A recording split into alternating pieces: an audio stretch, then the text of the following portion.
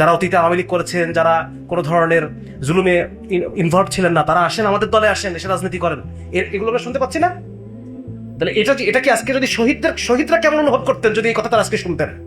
আসলে আমরা যখন শুনি যে 800 জন শহীদ হয়েছেন, 2000 জন শহীদ হয়েছেন, যেটাই হোক সংখ্যাটা, প্রকৃত সংখ্যা হয়তো আরো বেশি, তো আমরা একটা সংখ্যা শুনি, তাই না? একটা সংখ্যা 800, 2000, কিন্তু এই সংখ্যাগুলোর পিছনে যে প্রত্যেকটা পরিবারের যে গল্প, প্রত্যেকটা শহীদের যে স্বপ্ন, তার যে চেতনা, তার রক্তে যে দোলা, এই জিনিসগুলো কিন্তু আমরা যখন সংখ্যাটা বলি তখন এই জিনিসগুলো থাকে না।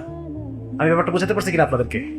যে একটা হচ্ছে সংখ্যা, শুধুই সংখ্যা, কিন্তু এই সংখ্যার পিছনে যে গল্প, এই সংখ্যার পিছনে যে অনুভব, যে চেতনা, হ্যাঁ, এই সংখ্যার পিছনে যে একটা পরিবারের এক একটা সন্তানকে ঘিরে যে স্বপ্ন, সেই স্বপ্নটা ভেঙে গেল, সেই কষ্ট, এই বিষয়গুলা আমাদের সামনে আসলে উঠে আসে না এইভাবে। তো এই কারণে আমাদের খুব বেশি এই শহীদ পরিবারের গল্পগুলো আমাদের শোনা প্রয়োজন, এবং এইটাকে ডকুমেন্টেড করার যে বিশাল কর্মযজ্ঞ আমাদের সরওয়ার ভাই নিয়েছেন, এই জন্য আমরা সবাই তাকে ধন্যবাদ জানাই।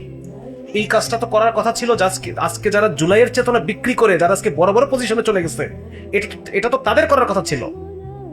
সরওয়ার ভাই কিছুক্ষণ আগেও আমার কাছে খুব কষ্ট নিয়ে বলতেছে যে কোনো ফান্ড নাই আমাদের। জুলাইয়ের যারা জীবন দিলেন তাদের কথা ডকুমেন্টেশন করার, তাদের গল্পগুলো শোনার জন্য কোনো ফান্ড নাই। তাহলে ফান্ড কিসের জন্য? একটার পর একটা আপনারা একটা কনসার্ট করতেছেন, আপনারা বিভিন্ন জায়গায় টাকা খরচ করতেছেন, বিদেশে যাচ্ছেন, বিভিন্ন জায়গায় সফর করতেছেন, সেখানে টাকা খরচ হচ্ছে, অথচ শহীদদের কথাগুলো সুরক্ষা দেওয়ার জন্য, এই কথাগুলো যেন হারিয়ে না যায়, এটার জন্য আপনাদের কোনো ফান্ড নাই।